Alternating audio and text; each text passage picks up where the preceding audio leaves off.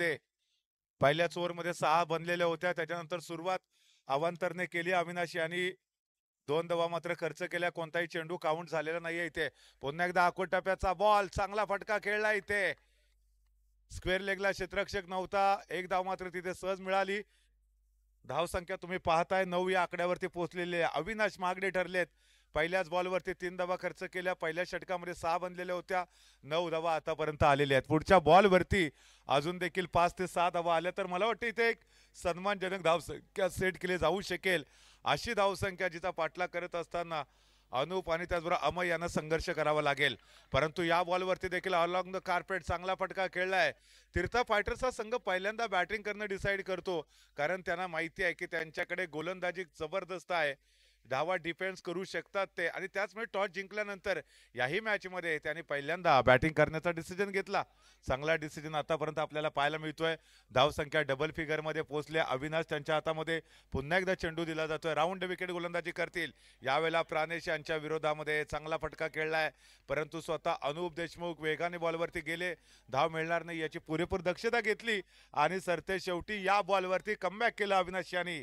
3 बॉलमध्ये 4 धावा खर्च केल्या आहेत. येणाऱ्या पुढच्या 3 बॉलवरती किती धावा देत आहेत, परंतु हा बॉल थोडासा ऑफस्टंपच्या बाहेर टाकलाय. पुन्हा एकदा एक अवांतर धाव धावफलकावरती जोडली जाईल. या चुका सातत्यानं होत आहेत. कोण चुकतंय, याच्यापेक्षा काय चुकतंय याच्यावरती कॉन्सन्ट्रेशन करा. चुका आणि त्याच्यावरती मात करा. संघर्ष यावेळेला मात्र अपेक्षित असेल अविनाशांचा. ओहो, जबरदस्त स्ट्रोक पुन्हा एकदा मिस्टर प्राणेश आग ओकताना आपल्याला पाहायला मिळत आहेत. जबरदस्त बॅटिंग, चांगला चेंडू, सन्मान देत आहेत, वंडी घेत आहेत. तर खराब बॉलवरती टुडीचा देखील एफर्ट पाहायला मिळतोय. ही तर खासियत राहिली प्राणेश यांची. आज आपल्या गावाचं नाव मोठं करत असताना गवे प्रीमियर लीगच्या माध्यमातून देखील या बॉलवरती थोडेसे ते पाठीमागे गेले. चांगलं पुश केलं, बॉलला केवळ ढकललं, दिशा दिली आणि एक धाव मात्र सहजरित्या वसूल देखील केली. आतापर्यंत 5 बॉलमध्ये 7 धावा खर्च केल्या, 13 धावा झालेत. शेवटचा बॉल असेल, वंडी येईल, टूडी येईल, चौकार येईल, विकेट जाईल, नेमकं काय घडेल या बॉलवरती. परंतु इथे सरते शेवटी एक धाव आली. 14 धावा बनवल्या आणि 15 धावांचं विजयी लक्ष आता NS बुल्स या टीम समोर सेट केलंय.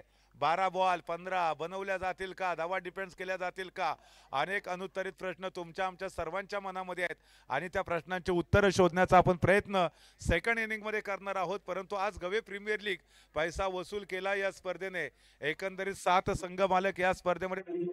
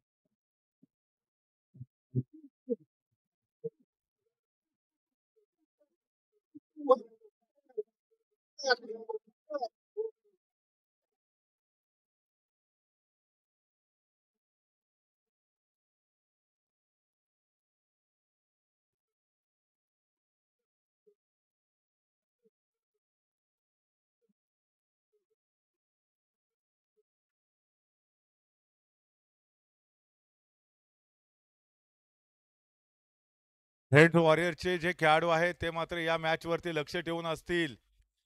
सेमीफायनल कशा पद्धतीने खेळवली जाईल, 1-4, 1-2, नेमकं काय फॉर्मॅट असेल सेमीफायनलचा हे मात्र पुढच्या या मॅचच्या समाप्तीनंतर कळेल.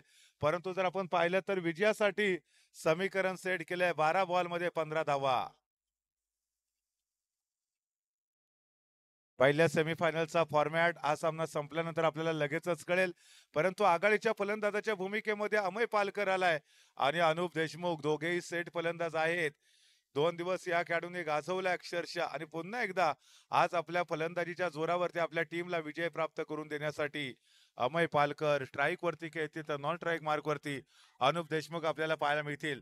चला या ठिकाणी बॉलर सज्ज होत आहे. षटकातला पहिलाच बॉल फुलटॉस टाकलाय, नो डिक्लेअर केलाय आणि त्याचबरोबर डिक्लेअर झोन मध्ये देखील गेलाय. 1+1=2 2 धावा आल्या इथे. म्हणजे जी सुरुवात आपण बघितली होती की NS बुलच्या गोलंदाजाने केलेली होती, अगदी ती सुरुवात इथे मात्र तीर्था फायटरच्या गोलंदाजाने देखील करून दिली. 12 बॉल आणि आता 13 धावा हे समीकरण असेल सामना जिंकण्यासाठी. येण्यासला हो जबरदस्त बॉल. अपील अपील अपील फलंदाज Amay Palkar back to the pavilion. मोठा झटका बसला.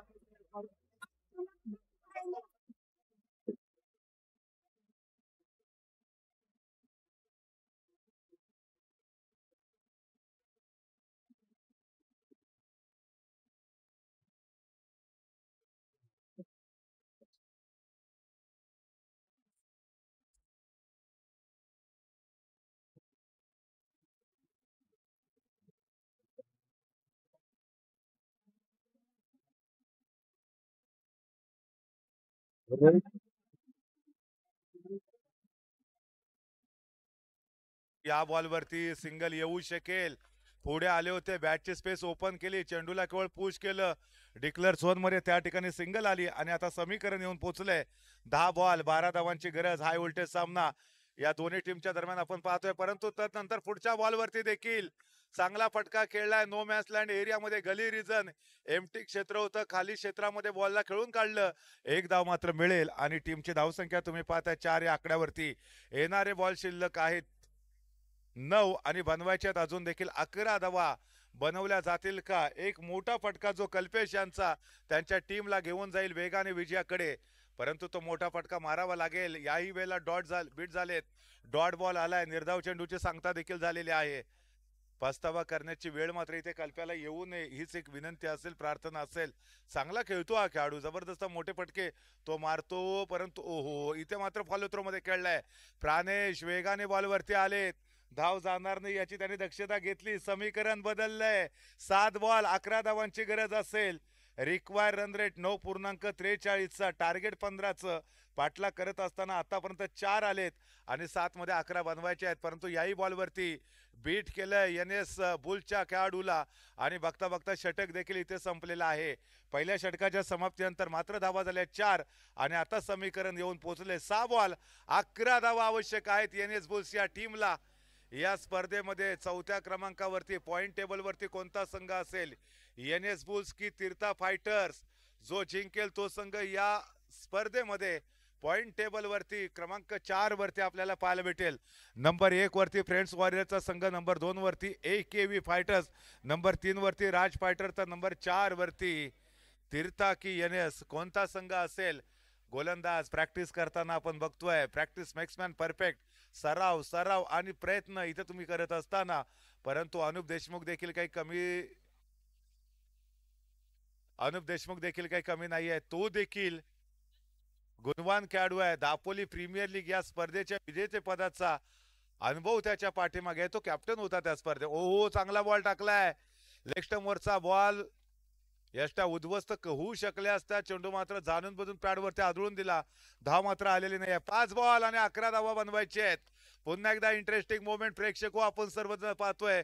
गवे प्रीमियर लीग मुंडेकर साहेब आणि त्यांच्या संपूर्ण टीमचं या ठिकाणी देऊ तेवढे धन्यवाद कमी असतील, व्यक्त करू तेवढे धन्यवाद कमी पडतील. अनुप देशमुख पुढे आले होते. मोठा फटका जरूर खेळला त्यांनी, परंतु समीकरण 4 बॉल आणि 9 असं आता आपल्याला पाहायला मिळतंय. 4 बॉल मध्ये 9 बनवल्या जातील का? जरूर बनवू शकतात, परंतु गरज आहे त्याच्यासाठी एक मोठा फटका खेळण्याचे. बॉलला डिक्लेअर झोन मध्ये खेळून काढलं गेलं. बॉल आता आलाय मैदानामध्ये. गोलंदाजाच्या हातामध्ये आहे. कल्पेश आणि अनुप ही जोड गोळी. पुढे आले बॉल गेलाय. नागेश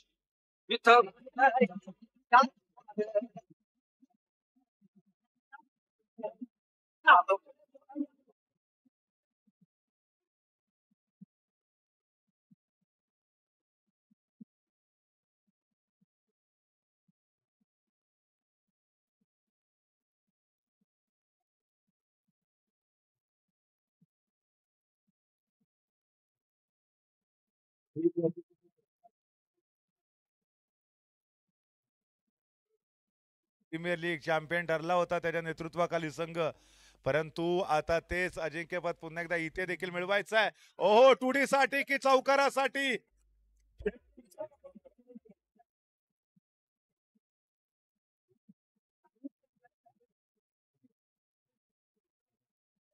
अनूप वेल डन, जबरदस्त बॅटिंग. काय जबरदस्त फलंदाजी केली अनूप यांनी.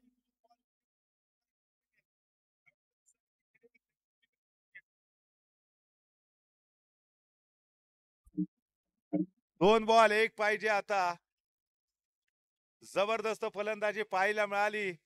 अप्रतिम बॅटिंग आपण बघितली अनूप देशमुख यांच्याकडून. अशी